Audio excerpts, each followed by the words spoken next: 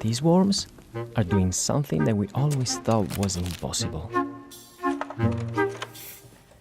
They are degrading the non-degradable, digesting the non-digestible.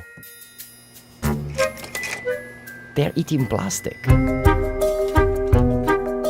This is how they reduced a piece of styrofoam in just a week.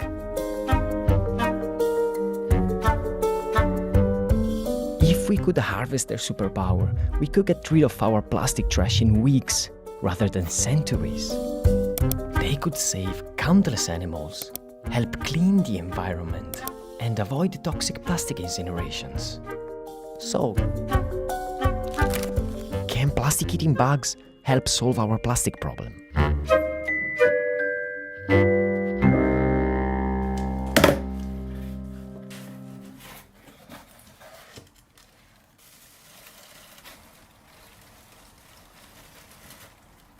Oh my god. They are really worms, huh? Here they are. Oh, yes. I have to say that mine are nicer, huh? She's Federica Bertocchini, a molecular biologist who in 2017 made an important discovery. I noticed basically cleaning one of my beehive that there was these worms. So basically I cleaned, put in plastic bags, and usually what I used to find was dead invertebrates. But these worms managed to eat their way out of the plastic bag. So this is something interesting. To grasp the importance of this discovery, we first need to understand what plastic is. Plastic is a mysterious material. She's Susan Frankel, a science writer, author, and real plastic guru. In the natural world, natural substances decompose. They're, sort of broken up by bacteria, by bugs. They go back to their essential elements: carbon, water, oxygen. Plastic doesn't do that. It just gets smaller and smaller and smaller and smaller, but it's still essentially plastic. That's why microplastics stay in the environment for centuries. Today, we see plastic's resistance to bacteria as a curse, but we forget that it's also part of its miracle.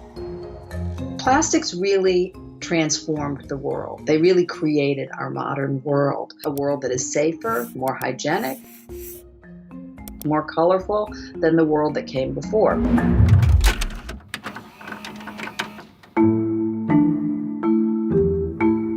For most of our history, we've built things with stuff we found in nature. Wood, rocks, and metals. But as the world modernized, there was a growing demand for properties that only scarce natural elements possessed. Things like resin, silk, or ivory. In the mid-19th century, people were worrying that so many elephants were being killed for their tusks to make billiard balls that the elephants were being driven into extinction.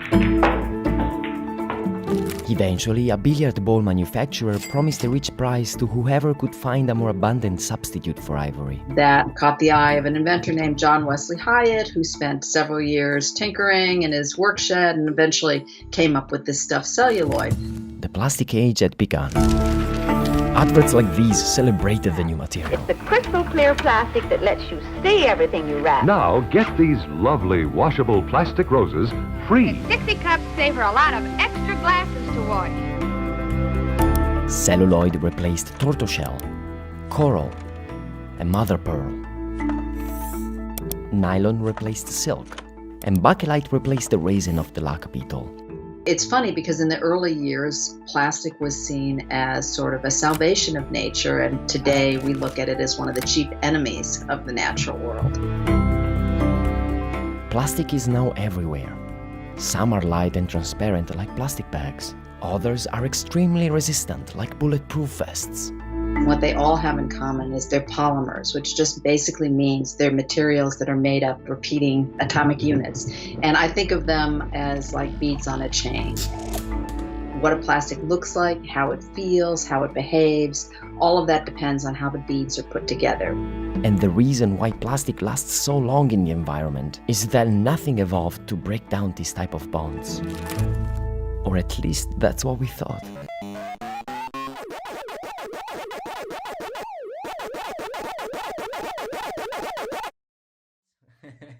So I bought these worms.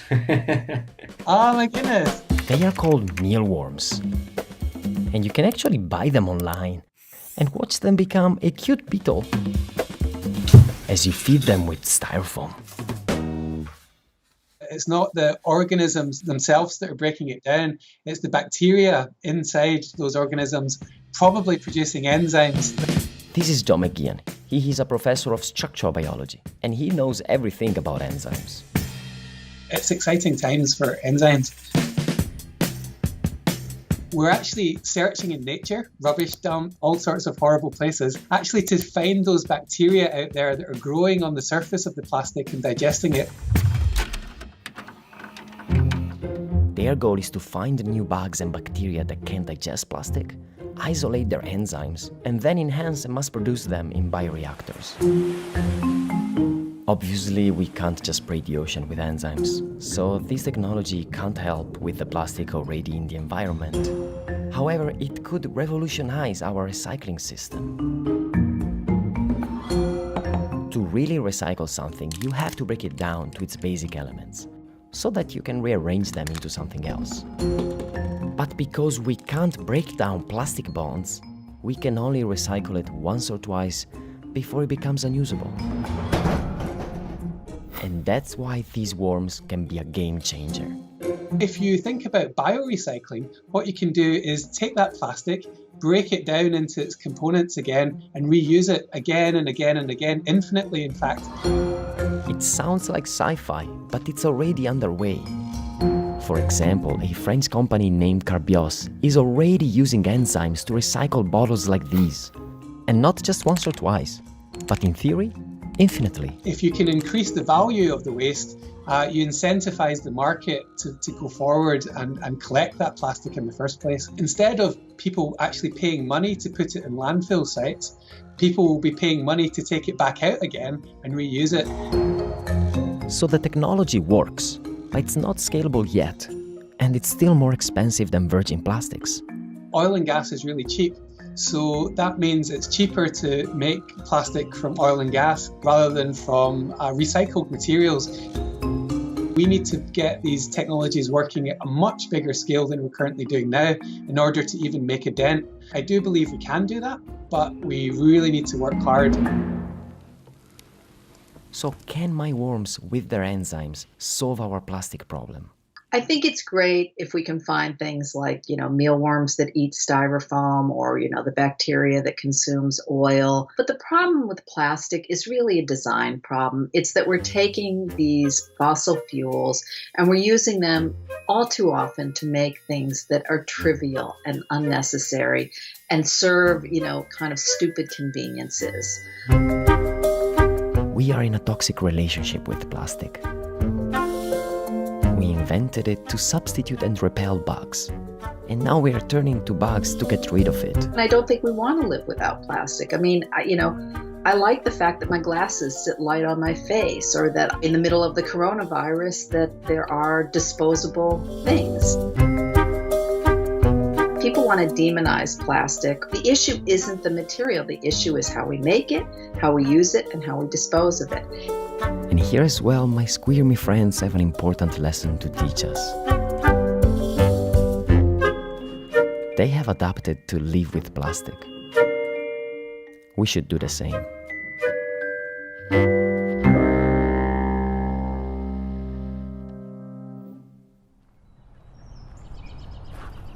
Alright, my friends, here we are.